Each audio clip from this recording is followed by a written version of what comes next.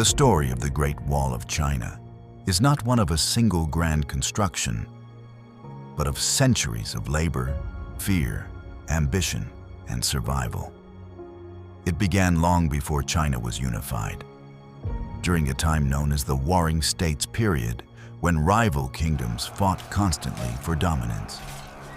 To defend their territories, these states built their own walls along northern borders using packed earth, wood, and stone.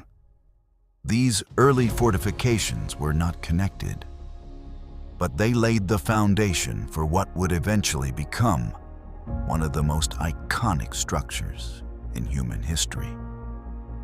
The turning point came in 221 BCE, when Qin Shi Huang unified China for the first time.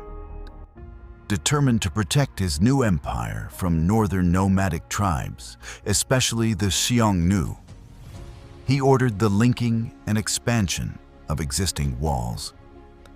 This was not a symbolic project. It was a massive military strategy. Hundreds of thousands of laborers were conscripted, including soldiers, peasants, prisoners, and political dissidents.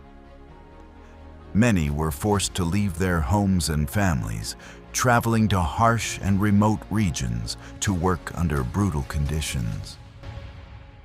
The construction methods were simple but grueling. Workers used local materials, rammed earth in deserts, stones in mountainous areas, compressing layers by hand. There were no modern machines, only human strength and basic tools.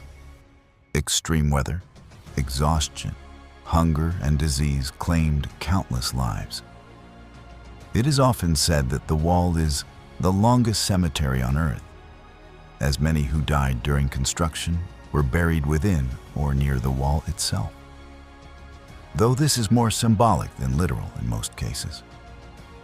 After the fall of the Qin Dynasty, the wall did not disappear. Successive dynasties, including the Han, continued to maintain and extend it. During the Han Dynasty, the wall became part of a broader system of defense and trade. It helped protect the Silk Road, enabling safer movement of goods and people between China and the West. Watchtowers, beacon towers, and garrisons were added, allowing soldiers to send signals using smoke by day and fire by night, creating a rapid communication network across vast distances. However, the most recognizable sections of the wall today were built much later, during the Ming Dynasty. After suffering invasions and instability, the Ming rulers undertook a massive rebuilding effort. This time, the wall was constructed with greater sophistication and durability, using bricks and stone slabs instead of tamped earth. The Ming Wall stretched thousands of kilometers, winding across mountains, deserts, and plains. It included fortified passes, barracks, and defensive towers, turning it into a formidable military system rather than just a barrier. Despite its scale and strength, the wall was not impenetrable. Determined invaders, such as the Manchus in the 17th century, found ways to bypass or breach it, sometimes through bribery or internal betrayal. Eventually, the Manchus conquered China and established the Qing Dynasty, marking the end of the wall's primary defensive role. Over time, sections of the wall fell into disrepair.